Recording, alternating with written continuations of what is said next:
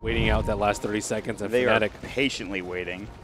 But Alliance are going to finally make their way outside of the comfort area of the pit, then get lasted up on S4. This time there's no BKB, but still it doesn't matter because another great telekinesis comes out. Mid-1 has taken half of his HP in terms of damage, but he did pop a BKB in the Shadow Dance. They've lost the line. Snap is going to come through with a Supernova right on top, doing a decent amount of damage. Dreamcoil to stop the damage onto the Supernova. He might actually get this off, but no. The last right click comes through at just the right time, and Bulldogs will find a double kill. No buyback coming out from Mid-1, and Mushi gets stunned up there. You can see S4 coming through with his splitter to get the job done. Mushi has to buy back. It was a full 5-man wipe from Fnatic. And Alliance are just looking to put the finishing touches on this game. They are forcing the buyback out for Mushi. There's only a buyback for Ohio, and that is all they've got left in the tank to defend this Rax with. But I'm pretty sure, Ben, that this is going to be Megas and probably the game. Will they have the bad luck of the taunters, though? Bulldog has just been spamming that thing non-stop. Not scared of the curse. Yeah. I don't know if he knew DJ was spamming it or if he saw it earlier on in the game or just wants to be. He's just excited. Yeah, he's pretty happy they're winning this game. They get off the Bloodthorn onto Mushi, who would get pushed back. They didn't get any bashes from S4 after this 3 rush. But now with the tier 4s going down, it looks inevitable that this game should end in favor of Alliance. They do get off the last one to S4. They'll pull him back, but not into the well just yet. Splitter hits onto 2 nicely. They get the Edict off as well as the Pulse Nova. They blow up 1. That is, of course, Ohio going down for 100 seconds. DJ gets forced forward rather on his own and gets the kill onto EGM, but he gets Splitter down as the Ghost Scepter is only going to amplify said damage. And there it is, Alliance. So they will take game number 2. Even the series up, we're going to head to game number 3, and we will see who comes out on top. And that, I think it's about time to consider a Nature's Prophet ban. Yeah, I think that might be a good idea. But and here comes the push. Already at this point. Snowball, they're not going to be able to catch Bulldog with this. Oh, they do. They barely. I think it's enough to sear chains off of the Ice Shards as well. More than enough damage with the Flame Guard coming through, and it's actually DJ getting the job done with his Cold Feet, I believe. You're not having as great a time with the Furon as you are with the Darkseer in that off lane. 3-4-3, they've helped get a kill and almost a tower, at least put some pressure on that tower. Thunderstrike glimpse back, there it is, and it looks like 3-4-3 might be in trouble. Snowball not there in time. And he's going to have to run all the way around. They even use the Ice Shards, unfortunately blocks Mushi out from helping his teammates, so he is on a long run. There's no Sprout. Dragon Tail should be there from S4. He's going to have to pop the Ultra Dragon Tail. He actually doesn't have mana to use the Dragon Tail, and 3-4-3 will end up falling. He's doing very well. There's a smoke from Ohio and 3-4-3 coming in behind Mushi. This is going to be a very tough kill onto S4 unless they hit the best Ice Shards I've ever seen. Yeah. This is not going to be easy, and Ake's nearby as well, but how about with a Glimpse or Kinetic? But don't doubt Tusk, man. Yeah, he's going to hit the Ice Shards, all right. He's going to hit the Snowball, too. They drop the wall down. The Dragon Tail will do something, but not nearly enough to keep himself alive. Through the Surge from Ohio. Fortune's End will go, but by the time it gets there, he will be at his tier 1 tower because of Surge. It's crazy. He's having a pretty good game. 3-4-3, that's a TP from Bulldog. That's awkward. They see each other. Sprout comes out through 3. He's got a Snowball. He probably has to use it here to stay alive, at least for a little bit longer. Good approach to Sigil. The folks will come back out. He dodged it with the Snowball, but it's only going to leave him a moment of time here. Comes out of the Snowball. 1 or 2 more right clicks. Here comes the rest of the squad. Mid-1 jumping in. He's got the Flame Guard. They get off the damage, and there's going to be Ice Blast at the top. They don't hit with the initial hit. Mid-1 actually taking a lot of damage. He's about to go down the Dark Pack still. Mid-1 will find himself a double kill with the Flame Guard on top of that Ice Blast, and now looking for Loda. Loda's low, the last right click. It's a triple kill for Mid-1. All of that damage, and all of a sudden, he's up to 2.7k gold, almost getting this tower on top of it. Somehow surviving through all of that damage, and with the help of the Ice Blast, they set it up for him to get a full triple kill. How dare you doubt Tusk as a support? And I was like, Mid-1, he was spending a lot of time running around. They gave the lane to DJ. He's going to have his bots at a late time. Nope, not with that triple kill. Yes, the bots right now, and he's looking for more. S4 gets the Dragon Tail, but here's the Snowball and Wall, and S4 is just... He's completely zoned out from the rest of the team. The Ice Shards were there perfectly again. He is not the worst support in the world.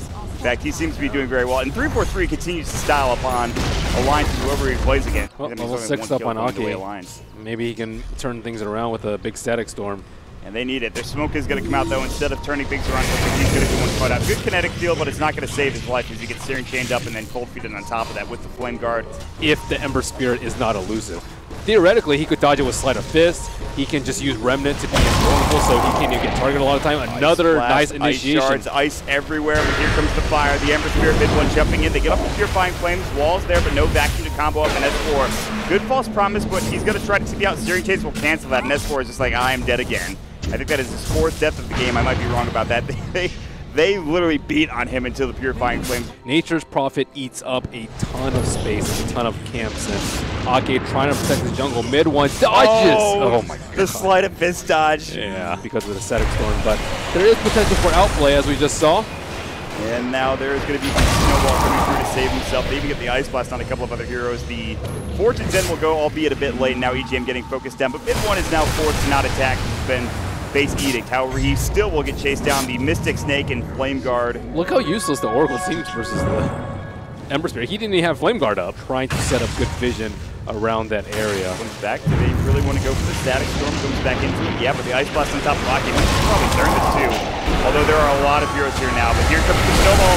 They get off the Stone Form as well. Loda has to pop the Shadow Emblem. Vacuum Wall. It's on to 3. And Ake's in trouble. Walrus Punch. Good breathe fire, but the mech is up and ready to go. The False Promise will come onto Loda. He gets off the Shadow Dance as well. But S4 will not be so lucky. Here comes mid one. Searing Change. He gets it onto 2. A double kill for mid one. 4 dead, and Alliance are getting run over by Fnatic in game number 3. But they won't go any further. Now they get the Surge off, and now he will find it. But S4 turns with the Dragon Tail and says, just stay right there. Let me right-click it. Bulldog has TP back in, and now mid one's not in the best position. The Stone Gate will come through. They get off the mech. The Fnatic field Static Storm is there, but he gets glimpsed back in. Back wall into 3 again. Ohio finds another great initiation. Bulldog still alive with the Fates hitting. Loda wants this kill on a mid one. He'll even pop the Shadow Dance for it, but it's too late already. They're getting turned on. There's just too much damage, too much sustain. Loda will fall. S4 will be next. Mushi finally getting involved with the split shot. Remnant 4, mid one wants more blood. He'll find EGM, and he goes to work. 4 dead again for Alliance all day. Dead in the dirt, Fnatic. I mean, Fnatic trying to run over more, but oh, here we go. See ya. Mid one jumps in. Ake is actually still alive. The glimpse back, but there's the Mystic Snake. Mushi walks right into the high ground, and they're trying to split push. Alliance are like, listen, we need to get something. We need to get this tier 2 top, but that's going to be a trade that is not really that great, as Mushi's going and getting the pot shots on that tier 3 tower. Lincoln Spear is broken. EGM, I think he walked a bit too far. He even has to use the False Promise on himself just to make sure he survives, and I'm not sure he'll make it through. The Ice Blast is going to sail through. Ake will dodge it, but still it will be EGM going down. The False Promise not even saving his life. His ultimate doing nothing to actually help him. DJ will get jumped on. This is what you were talking about, bringing down the score, but there's going to the back. No wall coming out. Good ultimate from the Disruptor to make sure that the Dark Seer wall doesn't get put down, but S4 is still getting corralled up, and there's 3 heroes in the vicinity. They get off the Searing Chains. They will bring him down for 40 seconds. That might be it, honestly, at least with this whole set of brackets going down in this mid lane. They might back up to defend top, and it looks like they will do so. But Alliance are going to lose 1 full set of racks at 23 minutes in against an Ember Spirit. Not only that, but they're going to lose Ake on top of it as well. The Courier will go down. It is Dire's Courier that is going to fall, so they will get a little bit of a brief respite, but it is not going to be enough. I think that's probably pretty good. S4 is going to get caught. Bots in from mid one. Searing Chains, Flame Guard, the Ice Blast on top of that. He should probably die. Remnant actually misses Sleight of Fist, but he gets the kill with it at the tail end with the Sleight of Fist. Mid one has Remnant out if need be. Not to mention that Aegis is still up, so Loda can't find that kill. And while this is all happening, they're grouping bottom. And they're going to be able to bots in a couple of seconds at this point. There is an Aghanim Center on an A with a level 2 ulti. If you get hit by that, you're probably just dead with these supports, or anybody for that matter. And they're on the doorstep, literally. There's the TP coming in from the Ember Spirit. They back up like, who is that? Oh, it's our teammate mid one. He's in the base already. He jumps in. Ake is about to fall. He will go down almost instantly. The Ice Blast will sail through, and he'll hit onto EGM. Fates Edict, just to make sure he doesn't take the damage, he'll try to Purifying Flames. He is going to shatter as soon as that is done. No, he'll False Promise just to make sure he stays alive a bit longer. Now, AA outlasts way too long. He will survive a bit longer, but not by much. And S4 walks up, dies. Ohio finds himself an Iron Shell. Mushi goes in and gets the right click off. They buy back on the NT. They've lost just about everyone. They even TP'd back Fnatic a couple of heroes just to make sure they could secure their base and keep it alive. Loda going toe-to-toe with Mushi. Dark Pack comes out. Mushi is winning this man fight. They have to use the Shadow Dance. Bulldog getting pushed back. I mean, Mushi only still has a Lincoln Sphere, but it's just not enough damage for Loda at this point. The Ice Blast will go in again, fly through into the base. It'll hit up onto Bulldog. The punishment and onto Loda as well. Never ends. And they just lose the racks. It's just, there is 1 kill for Alliance. 1 freaking kill. They can only get 1 pickup in this game. Who was that kill on, Ben? Tusk. Can you tell me? It was the Tusk. So he didn't style enough, I don't think. Yeah, blame him for all of Fnatic's woes, if there are any. God, that was, they have had a sick game. This is, I would almost say near perfect for Fnatic so far. That could change very quickly. Tier 1 tower. Mid one wants to make sure he cleans this up. Bulldog still having a good time. Gets the taunt off before leaving. And there it is. GG. A bit anticlimactic to end our last game of the evening, our last game of the group stages, but still, Fnatic had, like I said, one of the best games of Dota I've seen, one of the most perfect games of Dota I've seen in a while. They're all smiles. I would be too. And that sets the main stage. We have our 8 teams. Yes, the upper bracket and the lower bracket now set and ready to go. All 16 teams seeded. Alliance would have liked to be up there in the upper bracket, but they just unfortunately did not make it through with that last game.